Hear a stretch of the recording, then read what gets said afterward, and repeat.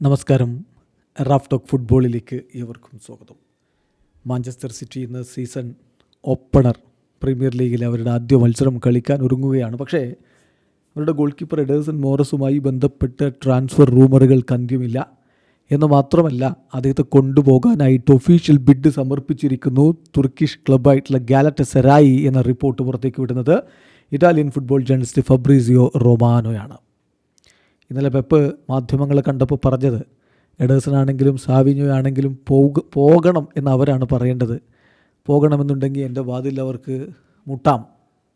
പക്ഷേ അങ്ങനെ താരങ്ങളാരും പറഞ്ഞിട്ടില്ല.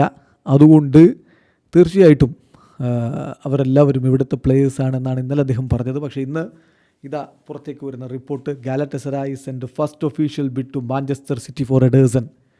എഡേഴ്സന് വേണ്ടി അവർ ആദ്യത്തെ ബിഡ് സമർപ്പിച്ചു കഴിഞ്ഞു.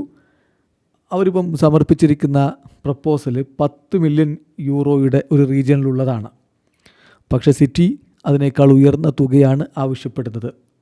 ജിയാലുഗി ഡൊണാറുമ ഓൾറെഡി സിറ്റി മൂവിലേക്ക് ഡോർ ഓപ്പൺ ചെയ്ത് വെച്ചിരിക്കുകയാണ്.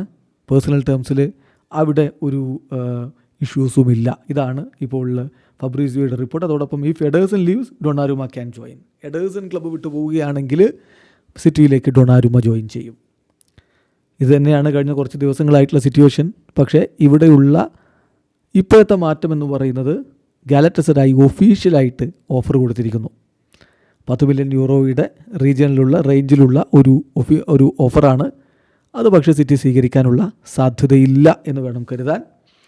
ഏതായാലും ഇതിൽ മറ്റൊരു കാര്യം കൂടിയുണ്ട്. ഇപ്പം സിറ്റിയുമായി ബന്ധപ്പെട്ടിട്ടുള്ള റിപ്പോർട്ടുകൾ തരുന്നവരൊക്കെ പറയുന്നത്, മാഞ്ചസ്റ്റർ സിറ്റി കാര്യം വളരെ പ്ലെയിനായിട്ട് എഡേഴ്സനെ അറിയിച്ചിട്ടുണ്ട്. എഡേഴ്സന് ഇവിടെ തുടരണം.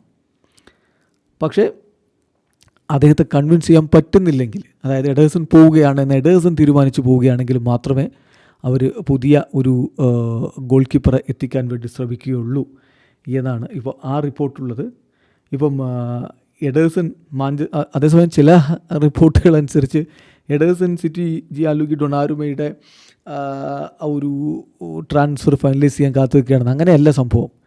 എഡേഴ്സൺ ഇവിടെ തുടരണം എന്നുള്ളതാണ് സിറ്റിയുടെ ആഗ്രഹം. അത് പെപ് ഗാർഡിയോള ഇന്നലെ സൂചിപ്പിക്കുകയും ചെയ്തു. അങ്ങനെ എഡേഴ്സൺ തുടരുകയാണെങ്കിൽ പിന്നെ അവർക്ക് ജിയാലുഗി ഡൊണാറുമക്കായിട്ട് പോകേണ്ട കാര്യമില്ല.